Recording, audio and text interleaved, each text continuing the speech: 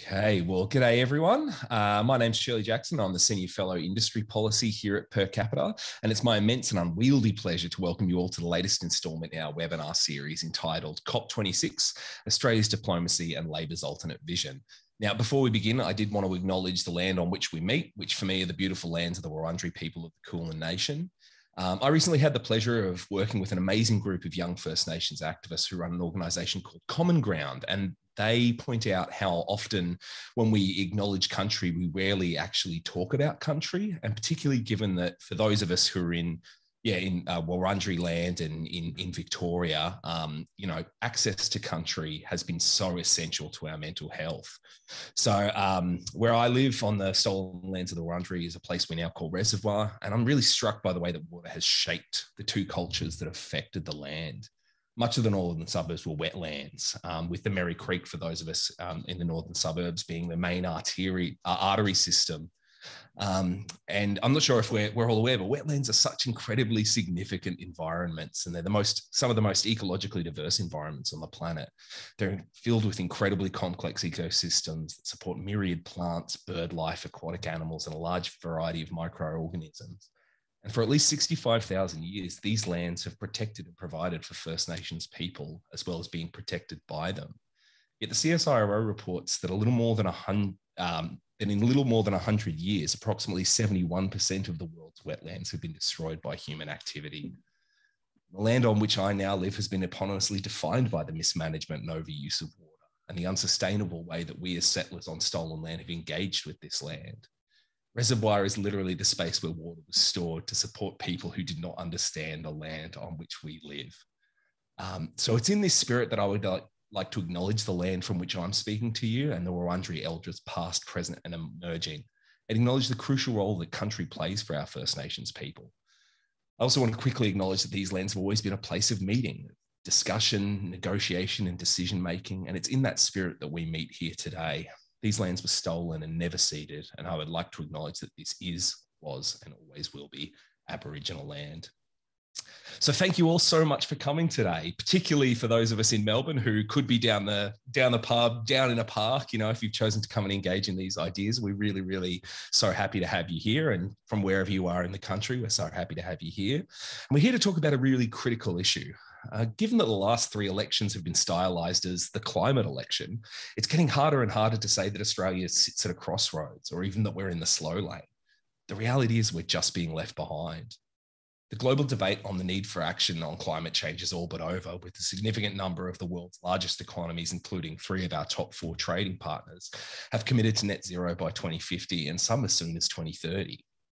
The market's changing too, with the price for fossil fuels declining rapidly, and many of our largest companies in Australia within our economy, including steel giants like Orica and BlueScope Steel, and resource companies even like BHP, are committing to diversification and investing in renewables. They're committing to green steel and net zero targets within their own companies. Yet we have a government that is still trying to make the case for a zombie energy system with coal, gas, and oil occupying space that should have been seeded a long time ago. As our esteemed Executive Director, Emma Dawson, who unfortunately couldn't be here today, she's on caring duties, and we give her all of our support and love in absentia. But she's been saying quite recently that the government seems no longer to be a coalition, but a minority government with an internal crossbench. They're having a horse trade favours, ministerial portfolios, and it's even been floated as much as $250 million to be handed to the fossil fuels industry by way of an agreement with the junior party in a nominal coalition. It's really nearly beyond comprehension, which is why we're so fortunate to have my good mate and comrade Peter Khalil here to help us demystify what's happening in government and beyond as we approach this crucial meeting coming up in Glasgow. Now, Peter's long been an advocate for outside-the-box thinking when it comes to global problems. Someone with extensive experience in the international sphere, Pete has time and time again shown leadership on diverse global issues, from advocating for a regional solution to asylum seeker and refugee processing, through speaking out occasionally, against the needs or the stated aims of the party on the need for representational diversity recently in the pre-selection discussions. And finally, of course, to advocating for Australia to play a leading role in confronting the climate crisis. We're very lucky to have Pete, and I'm sure we'll all have a lot of questions, which I encourage you to put in the Q&A function here in Zoom. My colleague Meredith will be monitoring the chat in case you have any technical difficulties or questions that aren't directly for Peter. But otherwise, I'd like you all to join me in welcoming the member for Wills, Mr. Peter Khalil. Welcome, Pete. G'day, Shirley. Thanks so much for having me. I also want to acknowledge the traditional owners of the land. I'm up here in Ngunnawal country, up in Canberra, which is the meeting place. And I'm so glad that you took the time in your acknowledgement to really talk about why acknowledgement of country is so important and the respect that we need to demonstrate really in acknowledging country because of that, 60,000 plus history. Indigenous people have been here since the beginning of recorded time, really. And this is a mark of respect and acknowledgement of that deep connection as custodians of the land and traditional owners of the land. So thank you for that. And thanks per capita for having me here, and hello to everyone around Australia. And I think you're right, particularly Melburnians. If you're zooming in, you're probably zooming in from the pub or a picnic at the park, but great that you're engaging in some policy discussion, even on a sunny day in Melbourne. I think it's sunny down there. It's really lovely to be invited along today, and I really thank you for having me. It'd be nicer to be together and in person, so maybe and hopefully next time we are. So fingers crossed. As of today, 17 million Australians have received the vaccine. That's 17 million Australians who believe in science. That is an outstanding victory for science in this country. Yet why have we been so disrespectful to science in relation to the crisis I'm here to talk about with you today? I think of where Australia is at the time and opportunity wasted, the CO2 that has clouded the environment, and the denialist poison that has crippled the debate. And I feel a sense of bewilderment, but also of shame. Shame that this country that I love and I'm so proud to serve, when faced with an existential global crisis, bickers and denies and delays and obfuscates and cries, but why us? What about India? What about China? It's like whiny kids asking why a sibling doesn't have to clean her room. I accept that Australians are concerned about the biggest emitters with the biggest populations because I'm concerned as well. We all should be. In 2019, China accounted for 27% of global emissions. The US owns 13%. India is on the podium with 7%. That equates to 47% total of the world's emissions. So yes, these countries need to be doing their bit in cutting emissions. But we hear this refrain a lot from the conservatives. What? We are not like those big emitting countries, they say. We only emit 1.2% global CO2 emissions. But here's a difficult truth about the state of our own room. Look a little closer, and it's a mess. It stinks. Because when it comes to the developed world, we're close to stone cold last. And if you measure our emissions on a per capita basis, Australia is actually one of the highest emitters in the world, fifth worst of all countries. We're sloshing around with the oil barons of Saudi Arabia and the UAE. All of this in itself is reason enough for Australia to play a more constructive role in the international negotiations at COP26. Because based on our emissions output and our moral responsibility to future generations, we are obligated to take substantive action for our region and the world. And whereas the other countries are riding a downward curve towards zero emissions, we are still pumping them out at high levels with the metaphorical middle finger raised to the rest of the world. We've tried to duck and weave and minimise our contribution to any global effort. We've gamed the world using dodgy Kyoto credits to make our numbers look better, got caught out, but was there any contrition? No. Instead, we set the least ambitious reduction targets in the Western world. We need to end this climate delinquency. We need to stop saying, what about them? And start taking a good hard look at ourselves. We need to ask, what are we really doing? And the majority of Australians want us to. The majority of Australians know that dinosaur thinking will get us a dinosaur result. We'll sink into the mud, not just as a nation, we'll sink into the mud as a species too. There's a reason it's called an existential threat. And there are few worse climate delinquents than Scott Morrison, his predecessor, Tony Abbott, and the so-called Deputy Prime Minister, Barnaby Joyce. An ostrich posse of head-in-the-coal environmental bandits who have squandered a decade and polluted not just the environment, but also the debate. And the Murdoch press is at fault too. In the moronic culture wars of the 21st century, they took scientific truth, politicised it, and dug the trenches for the pointless time-wasting, is it happening debate of the last decade. Then, miraculously, this month, with an election looming, the Murdoch press and the Morrison government, like tandem divers at the Olympics, have attempted a reverse 4.5 somersault in pike position. I can tell you one thing, it was not a no-splash entry. 20 years from now, Australians will look back on these selfish individuals with disgust. They've done it to buttress their political power.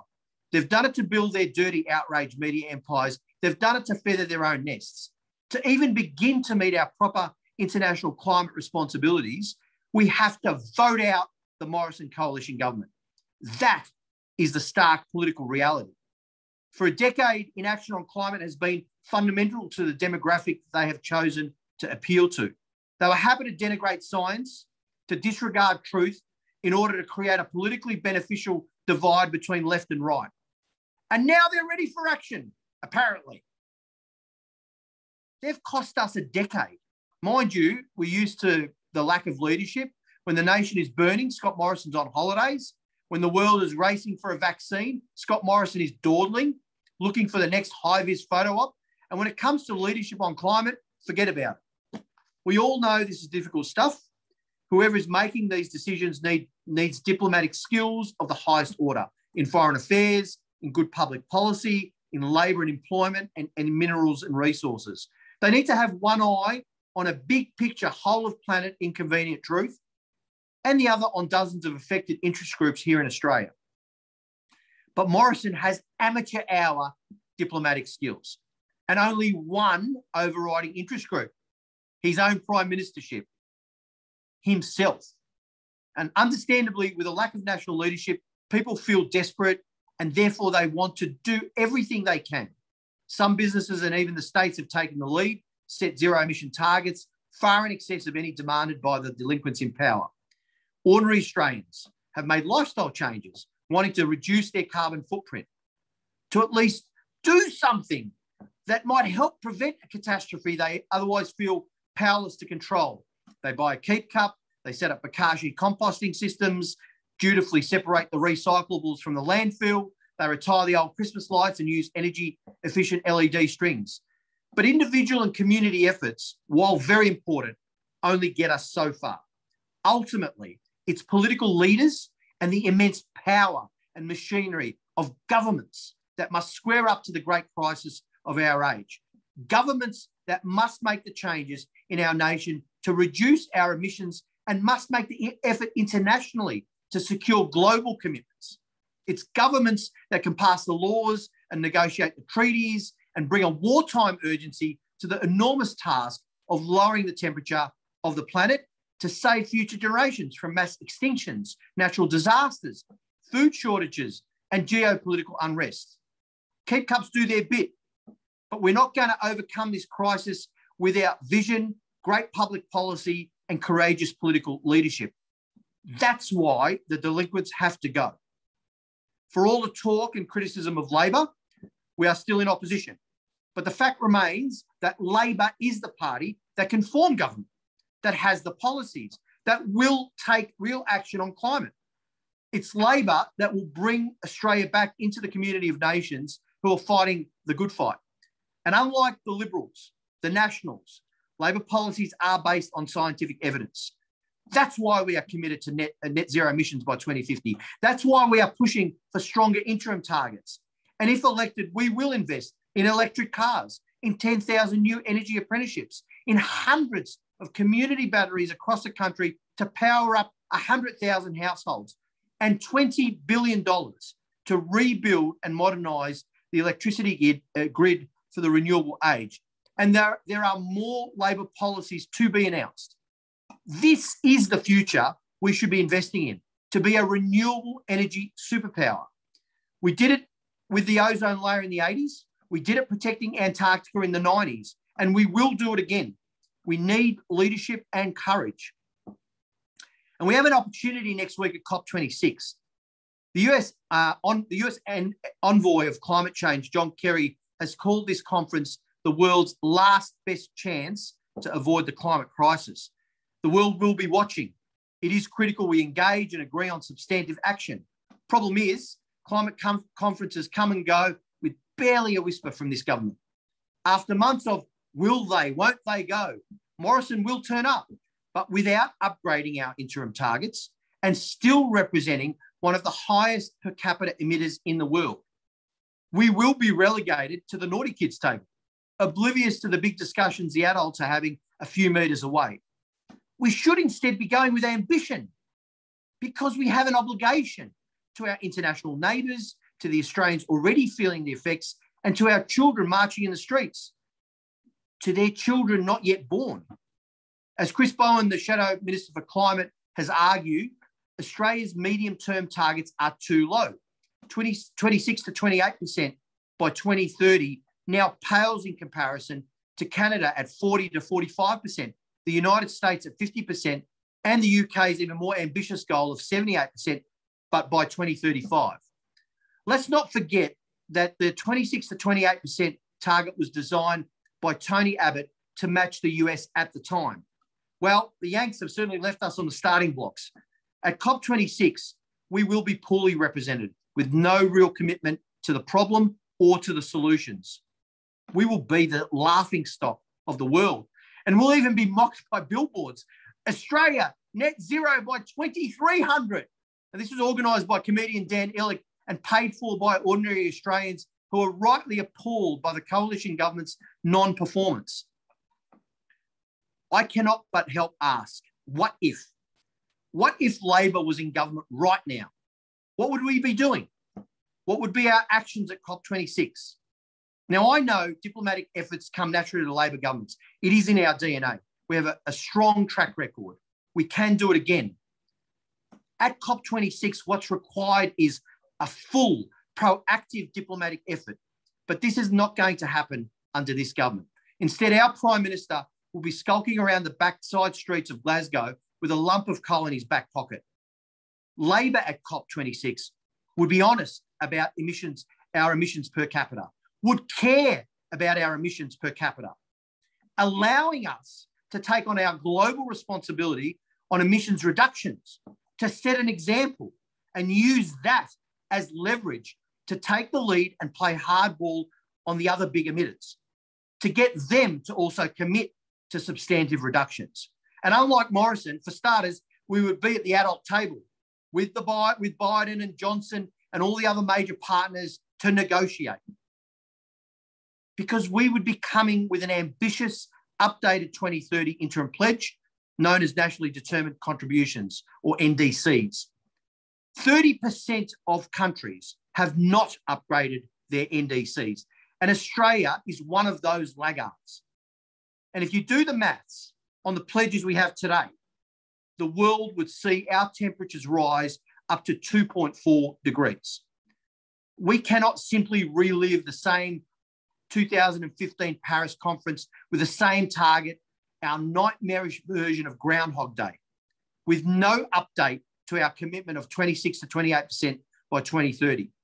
Because right now, we are starring in that movie alongside co-stars Russia and Saudi Arabia and Brazil, who are also yet to budge on their NDCs.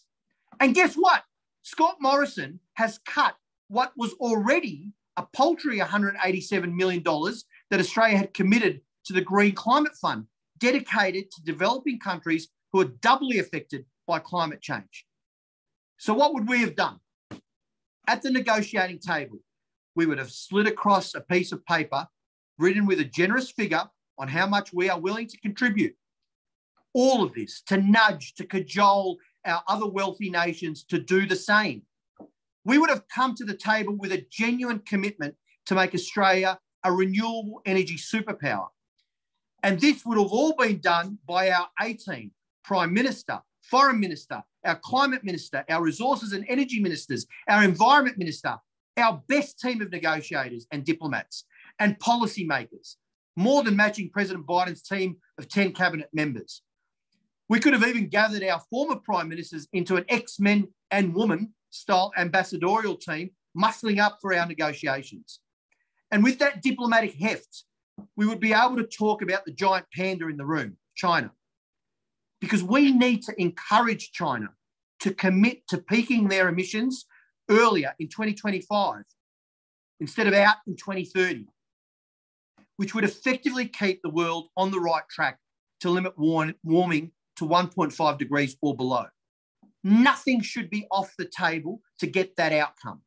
Trade, cultural exchange, security cooperation, all elements that can get us to an agreement on really addressing the existential crisis we all face.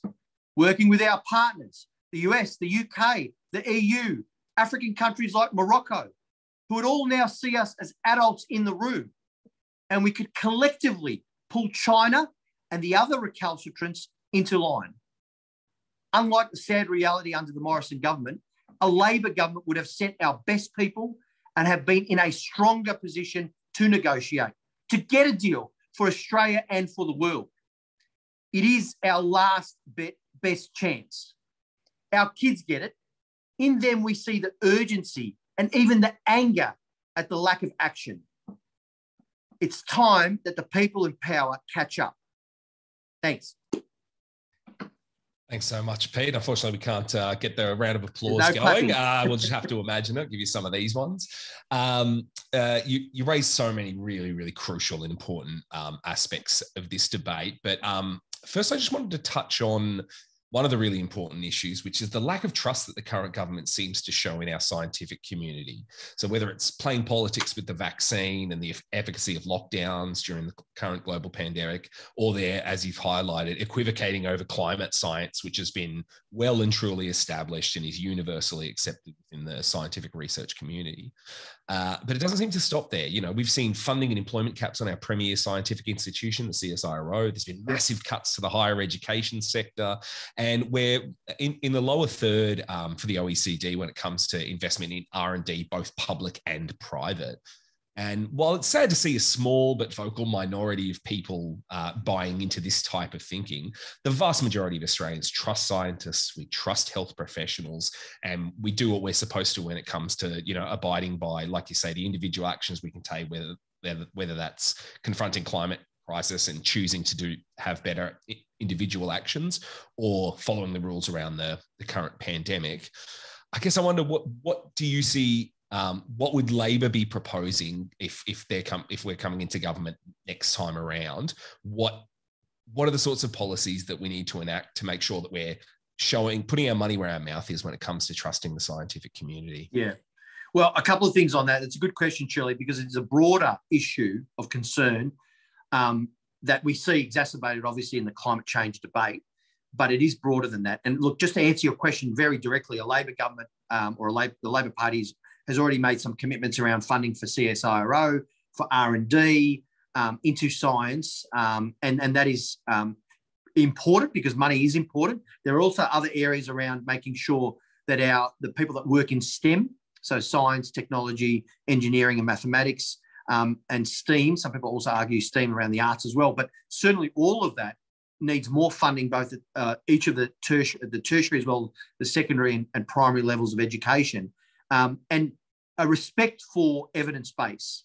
And this is where the concern is, because we are now in a world where, as you know, with the fracturing of the media, with the way that social media works and the breakdown, and we can blame News Corp and the Murdoch press as well, but there is this really problem of not being having a conversation about an agreed set of facts.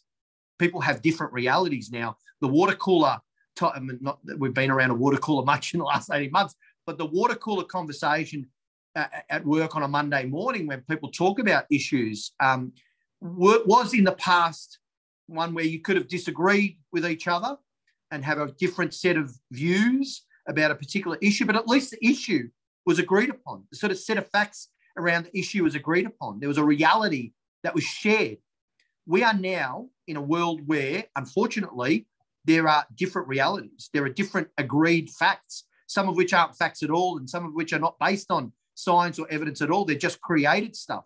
And this kind of disinformation, someone's called it the disinformation endemic. I think that's the right word, disinfodemic or something like that, is happening because the disinformation we've seen with the vaccine, for example, amongst particular communities in my electorate, many of them are ethnic communities. That disinformation has spread wildly throughout those communities, which has led to vaccine hesitation, for example.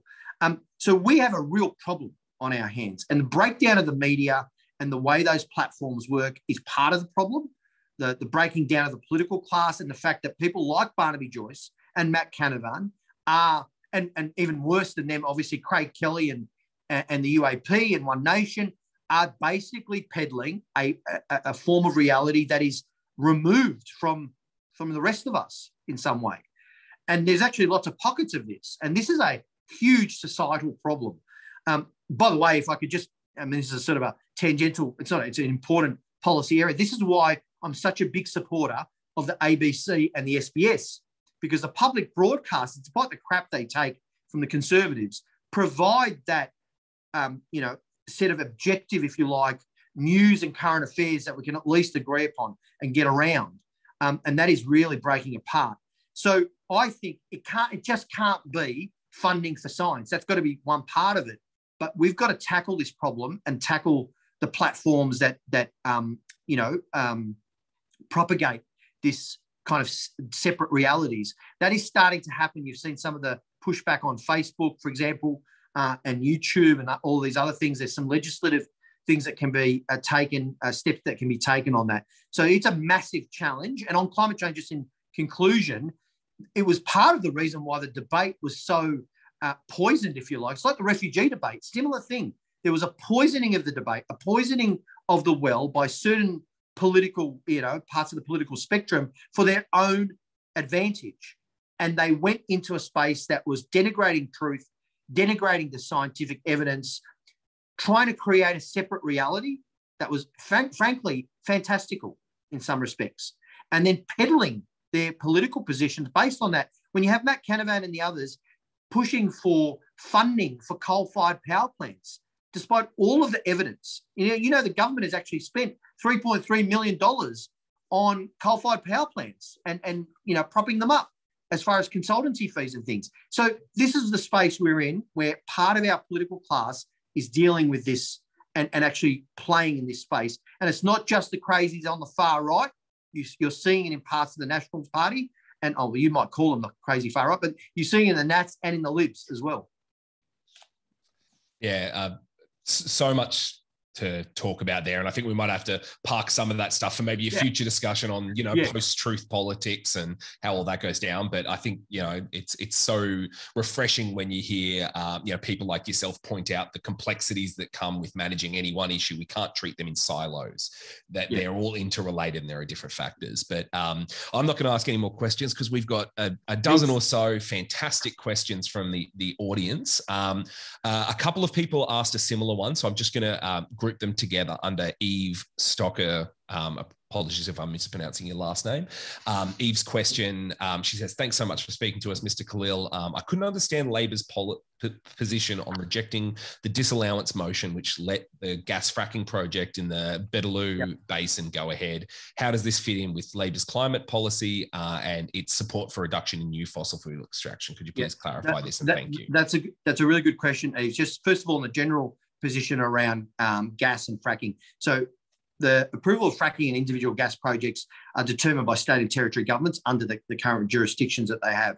And there's an assessment made under state and federal environmental laws as to whether those projects should pass muster. Now, we've got a very weak federal environmental law, which federal Labor has a policy to strengthen, and particularly strengthen to ensure that the impacts on climate and on water, on climate change, are much higher benchmarks that need to be met. And that is a really important point, because projects would have to go through a much more stringent environmental approvals process than they currently do under the current federal laws, which are very, very weak. Now, I've been public in my support of the ban on fracking here in Victoria because it's within our state, which the state Labor government has enshrined in the Constitution. And I've publicly stated those concerns. the federal government is responsible for making decisions around approvals of projects under the Environmental Protection Act. And that's where we can do our best work, is to put forward this very strong EBPC, Environmental Protection Act, if we win government. With respect to the issue around Beetaloo, which you've raised, and I think you're talking about, what was the question? Sorry, there was a specific question about a project, wasn't it? In the Northern Territory, is that the one? That's right. So it was around the fracking of the Beetaloo Basin. Eve's question on that, there was an allocation of 50 million as a grant program which finances exploration. These grants come out of under the Morrison government under what's called the Industry Research and Development Act. So they have grants for not just for gas projects like that, but other mining projects. They're like exploration grants and so on. Now, we were in opposition federally.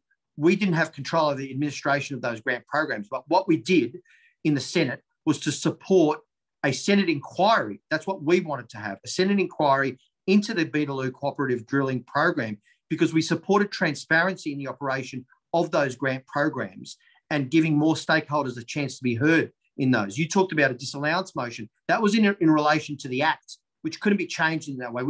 We're saying basically we wanted to have the inquiry into that specific project. And on the 24th of August this year, that inquiry released an interim report which recommended an immediate review into the perceived conflicts of interest between grant applicants and the Liberal Party. In fact, the Energy Minister, Angus Taylor, met with Empire Energy, one of the companies, on 2 separate occasions, and their subsidiary company as well, what's called Imperial Oil and Gas, and they were awarded a $21 million grant in July. This also occurred after Imperial Oil and Gas and Minister Taylor's trip to visit their exploration sites in the Northern Territory, a trip which included a Liberal Party fundraiser. Now, Labor, we at Federal, we're really concerned that Angus Taylor has misled Parliament by maintaining his office did not discuss the program with Empire Energy prior to the application's opening. And this is also mirrored by First Nations people in the Territory when they put their submissions to the inquiry in relation to consultation being undertaken by the companies looking to do exploration works. There's an important point, just in conclusion, I want to make about the First Nations people in the Territory who've been involved in this. There is a diversity of opinion amongst traditional owners who are interested in engaging and negotiating with companies on their traditional lands on these matters.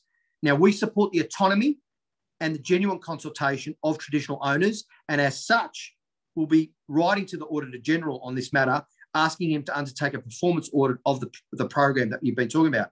And we supported an order for the production of documents and a motion in Parliament to force the government to table all of the emails and documents relating to Angus Taylor's meetings in this. So we're going to continue to advocate for traditional owners to ensure their cultural heritage and the environment is protected as a matter of urgency. And we support the continuance of what this inquiry is looking into, and they're going to release a final report in March 22. On the matter of approving or disapproving projects, like a fracking project like that up in the Territory, that is a Territory power. If you're talking about the federal government, and this disallowance motion was put forward in the Senate in this context, if you're talking about federal government then coming out and saying, we are going to make a decision on every individual project, you're setting a precedent for a parliament to be able to do so, not just on gas or fracking projects, but to do so on other projects that might be renewable projects. I don't want that power within the executive or the parliament to be able to do that. What I want is to have a very strong federal environmental protection law, which is consistent in the sense that right across the states and territories will be able to have their projects, they'll go through their processes. But when we come to environmental approvals, if they don't meet environmental and climate change standards that we set at the federal level, they won't get through. And that is the better way to do this. Thanks so much for that answer, Pete. We've got a lot of other really, really great questions coming through.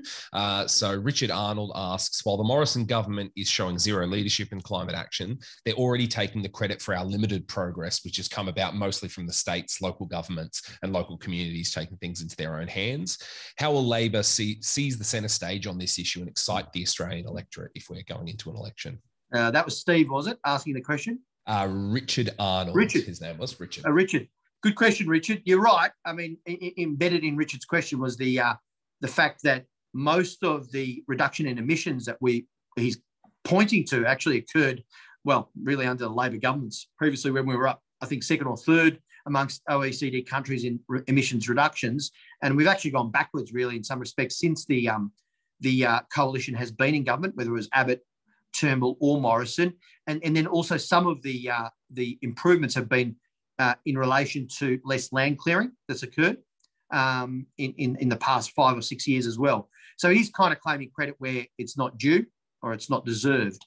How to excite the base, or how to excite the Australian people?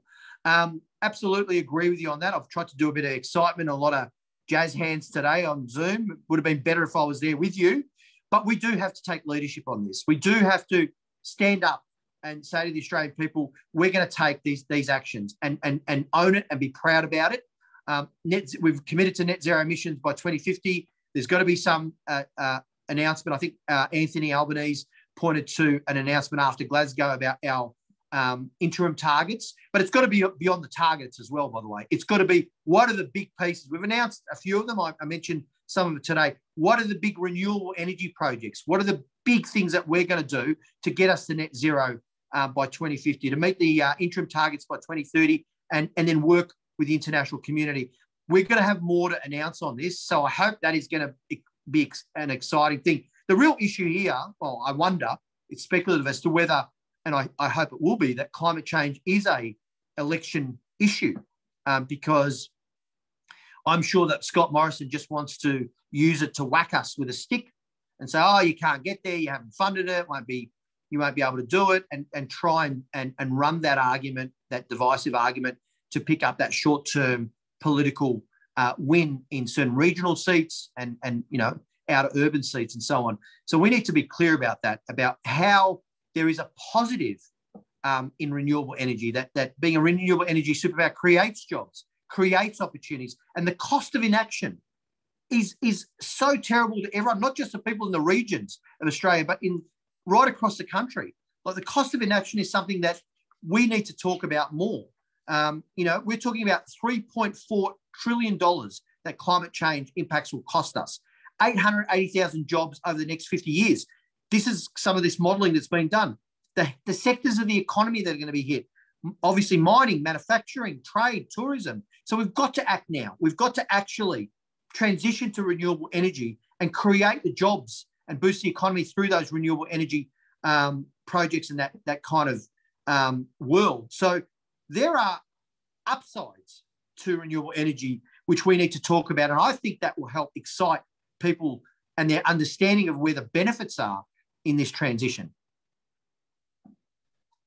You've sort of answered someone else's question here. Liam Harris was asking, are you fearful that the adoption of a more ambitious midterm target by Labor will open the door to a scare campaign from the coalition and certain parts of the media? We've already heard Morrison trying out his lines in Parliament, saying Labor wants to destroy jobs in the regions. I think you've started to touch on that in that last answer, but I guess I'll just add an addendum to it as well. And thinking about like how important place-based regional transition plans are for, hardworking communities that have relied on coal as a primary industry for a long time. We've had some really, really great reports recently, and like speaking from my own experience when I was an official with the AMWU, talking to our members up there in places like Mackay and the Hunter, overwhelmingly, in my experience, a lot of those people aren't climate denialists at all. They're just fans of jobs in their hometown. So that they can stay where they live. I guess I'd like to hear about what are the plans in that space. That is a key. I reckon that is a really key thing, because it mitigates this almighty scare campaign that Morrison is going to run. Whatever we announce as an interim target, by the way, whatever percentage we announce, 40, whatever it is going to be, right? Last election was 45. It could be 40 something because it's 8 years to 22. Whatever it is, I don't know. I actually don't know. I'm not in the shadow cabinet. That is being worked out. But what's more important than that, than the target even, is actually the other policies that will get us to net zero, right? And to meet that target and exceed it by 2030, and then leap into a place where renewable energy is going to dominate the grid, the electricity grid and the sector. Now, right now, we're at about 24% of our grid is renewable energy, electricity, right? The rest is made up of coal and gas, right, mainly. So a lot of what's going to come off is the coal and the gas, but certainly the coal. We've already seen coal-fired power plants shut down. A third of them have shut down between 2012 and 2017. More, I think Yallourn, which is the dirtiest one, is going to shut down around 2028, I think. People might know this better than me. And we're not going to be opening up any new coal-fired power plants. Certainly Labor's not going to be subsidising that, whereas the Conservatives want, or elements want to. We're going to be transitioning away from that. And there is a kind of a trajectory here where we're looking at renewable being about 40% or more of our power by 2025. So we're looking at this going up almost, over the next decade, even higher than that. That's going to happen if we win government, because we're going to invest in those renewable energy infrastructure, like I mentioned, the rewiring of the grid, but also other projects. There's going to be financing. Chris Bowen's talked about this. We could get up to 90% renewable, over the decade, even possibly before 2030. If we're looking at 25 or at 40%, there's a way we can get it right up there. What's left of that 10%, is it going to be gas? Is it going to be hydrogen if we can get the technology up? Is it going to be the better battery technology? All of these things we're working through now, and we've got to invest in that science, as you know, so we can transition right out through there. The key thing here to avoid this scare campaign, Shirley, is that we actually have an honest conversation with the miners in those places in the Hunter and elsewhere about the transition, okay? They're not stupid people. They've been working in these sectors, and they're the working class sectors for generations. It's about real jobs, mate. It's about providing those real jobs, whether it's through the wind farms and the wind power that we're looking at, massive projects that we want to invest in offshore, releasing the regulation that exists, wind power turbines out in the ocean, whether it's solar, whether it's hydrogen, all of these areas, or even in other sectors like tourism and so on, other minerals mining like lithium. This is where we've got to do the retraining, the repurposing, and those mining and those communities that can actually transition. We provide that support, and it's going to cost money, because the older workforce we need to be very generous with around redundancies and so on, and the newer or younger workforce we've got to transition. So this is about us. It's a whole of nation economic recovery investment into that 20, 30-year future of getting to 90 to 100% renewable over the next 20 years or so. And that's what we're going to do if we win government. Yeah, I'm sure we could have this conversation all day, as it's a particular area of interest in what I do at Per Capita around this stuff. So, but I'll put a pin in that, because I know you've got to run off hard at 2:00. So I'll just give you two last questions. There've been so many fantastic ones, and sorry everyone that we can't get through all of them. Send them through to the office too. We'll get back to everyone. Yeah, Pete's a prolific writer. Back to people within the community and abroad. So I think my staff just rolled their eyes and said, "No, we're allowed to go to the pub now. Let us go back to." That's anyway, right. Go on. So two really, really crucial and really excellent questions here. So one from Ridian. Over the past decades, the capacity of our federal government has been hollowed out and politicised. How would Labor act to help reverse that, my apologies, I think is what was meant there, and improve the federal government's ability to actually do things to reduce emissions, save citizens money, coordinate adaptation to the impacts already locked in by global warming? And do you think that this would also help to repair the damaged trust in our political institution at this critical time? Well, that's a good question, because it goes to the trust deficit in democracy, frankly, which is happening not just here in Australia, but it's happening around the world, partly because of the deliberate disinformation and the undermining that's occurring from external actors, but also partly because of the system running into the ground a bit with, individual politicians and others, reducing, trust in the system because of actions taken or lack of action, frankly, and lack of inspiration and lack of vision.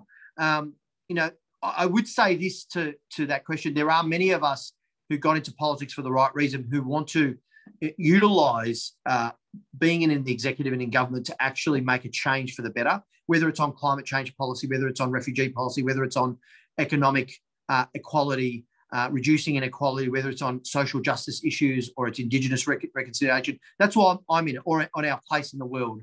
We want to actually use the power of government to do good and not lose sight of why we're doing it. And I think to answer the question is the more of us that are brave enough to talk about it in that way and not be shy and not go into these robotic lines and, you know, these standard talking. I don't do any of that, by the way, Shirley. I do my media. I don't use those lines. I just say how I think it is, and people can agree or disagree with me. The more of us that do that, the better. And there needs to be some courage. There needs to be some courage in our conviction on issues. And this is why I have, you touched on it earlier, I have campaigned on changing our asylum seeker and refugee policy. I have campaigned on taking on the multinationals' tax avoidance to reduce inequality and the unfairness of that. I've campaigned on climate change and doing better in our place in the world. You know, I've gone on the front foot on these. People will say to you, oh, stick to the orthodoxy. Just do education and healthcare where Labor's really good, and don't go into the other space because or in foreign policy. We don't win there, you know. I've kind of ignored that advice because I treat the people I represent as intelligent people who want to contribute and have views on this, and I want to engage on those. And for whatever power I have within my caucus in the party, I can work to change policies, and in the parliament as well. I've advocated and I've been out there on the front foot on the human rights abuses in Myanmar with the Rohingya and the current crisis we're seeing with the military regime, or Tibet, or the Uyghurs, or the Palestinians, whatever it might be. You go out and do that. I think that will build up the trust, reduce that trust deficit. On climate change, we need to be brave again. Remember, you would all remember 12 years ago when I used to work for Kevin Rudd as his foreign policy advisor. At that moment, there was such a movement behind the Labor government to do something, you know, and he took that and went with that in the election and made all those commitments around the ETS and all that. And then we've had that poison debate since, the poison well, you know, and we won't go into the history of it the politics of it and the different minor parties and the coalition voting together to knock out the ETS and all the rest of it. People will argue all about it. But the point is, we didn't achieve it. We failed, all of us. Labor, Liberal, Greens, Independent, whatever. As a nation, we didn't get it done. Now we need to get it done in the political space. And I'm ready for that. And I think our Labor team is ready for that, and to be brave on talking about that and delivering on it. More importantly, not just talking about and saying, oh, we're going to do this, this, and this, and then sort of do nothing. Actually, here's what we're going to say we're going to do, and then we're going to do it. Yeah. Couldn't agree more. I really like how you phrase that around the idea that there is history to a lot of these things and there are reasons why things have happened, but the important thing is the future and what we do right now in this moment. So it's always really, really refreshing to hear that talked about in that way. We've got one last question, which I know will be of interest to your particular areas of expertise, Pete. It's from Eve Stoker again, or Stocker. I would very much like to hear you elaborate on Australia's climate position and policies and their implications in our region for security, humanitarian and social matters and other issues, especially in the Torres Strait Islands and in the Pacific nations. Well, I'm glad someone asked that question because I touched on it in my sort of earlier speech, and that is the double effect of climate change on our neighbours, our international neighbours, and particularly in our region. And we're talking now about our Pacific Island neighbours, East Timor, Papua New Guinea, and so on. There is a massive impact of climate change on those nations, both the natural disasters, the unrest, the geopolitical unrest that would ensue, the food shortages, all these knock-on effects, okay? Now, they're doing their bit. They're developing nations. We have a moral responsibility, I would argue, as I argued earlier, a moral obligation, but also an obligation in the context of us being one of the highest emitters per capita to find solutions to these problems and engage and support our neighbours to mitigate the effects on them. That is not happening with this government. In fact, they treat our Pacific Island neighbours with a degree of, a degree of either indifference or neglect. They do their Pacific step up and all of this kind of thing, but it's not really as co-equal partners, okay? One of the things I learned is to actually engage with our partners as equals, you know, and with respect, and listen to what they're saying to you about the impacts on them, you know. And if we were, we wouldn't be dudding them on the climate finance which we pulled our, the Morrison government cut their funding for. We would actually be increasing it, like I said. We would actually be finding ways to provide the technical and the financial assistance to help them transition to renewable energy and to help them mitigate the effects of climate change to their communities. I don't see any of that happening. I know that Penny Wong, thankfully, has been working on our aid or development assistance policies with a very clear view to change the paradigm, to have thematic approaches that touch on gender, obviously, and reproductive health, and also on climate change, because this is what matters to people in the region. And our development assistance needs to be strategically, I think, channeled through those thematic approaches, because that's what matters to the people in the region. And we've done a number of roundtables with the ambassadors and all that kind of thing in the region, and we've engaged with them. That's a big part of it. More broadly, can I just touch on this? I know we've got a couple of minutes, but it relates to this question. There is this big debate about the big emitters, right? We talked about it, China, India, and so on. The argument that they are still developing nations. Well, I think it's a bit of a stretch on China. They're the second largest economy in the world now, so I don't think you can make that argument. Maybe you could still make that argument with India as far as being a developing nation. But nonetheless, set that aside, there is a valid argument about the historical injustice of the Western nations industrializing, pumping out all the coal, in the mills and all that kind of stuff, and getting the advantage of technological advance, while those developing nations did not. And now when they're trying to do that, to create, energy and electricity for their nations and their industry, they're told you can't do it because it's polluting the planet. That is unfair, but it's a fundamental choice now that the planet has. Either we accede to that argument to the developing world, which is, you're right, go ahead and keep burning the coal and doing everything you want to do because you can industrialize and do all the rest of it for your factories, or the planet. If we believe in the science and the existential threat that is, I think, and know is real based on the evidence, we don't have a choice as a global community, which means we've got to do our bit because we're a high emitter per capita. And those other countries, those wealthy nations, have got to do their bit and help support the developing world. And the developing world is different. China has a bigger responsibility. They need to show leadership on the world stage on this. It's not good enough to just say we're committing to net zero by 2060 and say, maybe we're going to peak our emissions by 2030 and then we'll start lowering. Too late. Okay? And this, so Papua New Guinea is different though than China. So obviously it's a different country, different needs, different impacts. We need to work with our partners in that space in the right way. Again, Shirley, I don't see any, or Eve, I don't see any of this happening in this government. In fact, their foreign policy is kind of, this is a bit partisan, but Maurice Payne's the foreign minister. I call him Maurice MIA Payne. Like, it's missing in action.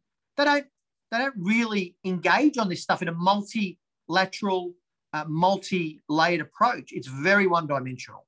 And some of you would have seen the reports out of the BBC on the leak where Australia is actually arguing with Saudi Arabia and with some of these emitters to change the scientific report that the Working Group 3 is going to deliver, the UN is going to deliver in March, to protect the gas and the coal and all the rest of it. So I actually think there's a huge, significant shift when you change a government and have a Labor government in the way we do this globally and through our foreign relations. And that is a good thing for us and for the world. Thanks so much for that, Peter. I know you've got to run off so that you can get on a plane back to your family. So everyone, join me in thanking Peter for coming along and speaking to us today. You've spoken with such passion, genuine enthusiasm, and I'll name it, like justifiable anger. And some of the things that have been happening in this So I didn't space. want to be the angry guy. I didn't want to be the angry guy. Well, there are things that are worth being angry about, I think. Passionate guy. That's right. But yeah, thank you so much, Peter. We really appreciate you giving up your time and coming to speak to us all today. So thanks everyone for coming on board on such a sunny day in Melbourne. Go back to your picnics and the beer gardens or wherever else you are. And if you have your questions, send them through, okay? I will answer you eventually. That's Thanks, why, everyone. one of Peter's staffers has put in the contact details for Peter's office. So please do send him some emails. He's always gotten back to so many people I know in the electorate. Always happy to answer those hard questions. Now, Shirley, I'm going to do the Superman change into my T-shirt to get on the plane back to Melbourne. See ya. I love it. See you, mate. As for us here at Per Capita, we want to thank you so much for coming along and engaging. You know, there were so many questions that I couldn't get to, and they were all really great, really informed, really hard hitting at times. And I'm sorry that I couldn't ask all of them. We've got another couple of great webinars coming up. The next one is our National Shame, Violence Against Women, with Kate Fitzgibbon from the Monash Gender and Family Violence Prevention Centre. That's on Thursday, the 4th of November at 7:30. So keep your eyes peeled on our socials for that. We've also got some exciting bigger events coming up later in this year that I can't talk about yet, which is always the worst thing to end on, by telling you things that I can't talk about. But please do keep engaged with us. We really value all your support. So many of you contribute small donations when you can, and all of that stuff means that we can keep putting on these great events. Writing about the issues that are most important and bringing on passionate staff like those that I have the great good fortune to work with, and try and do the work of trying to answer some of these big questions. So we really appreciate your support. And please, you know, get outside for those of us that are in Melbourne. Enjoy this sunshine while we've got it. And I hope that everyone stays safe and is well. And we'll see you next time. Thank you so much, everyone.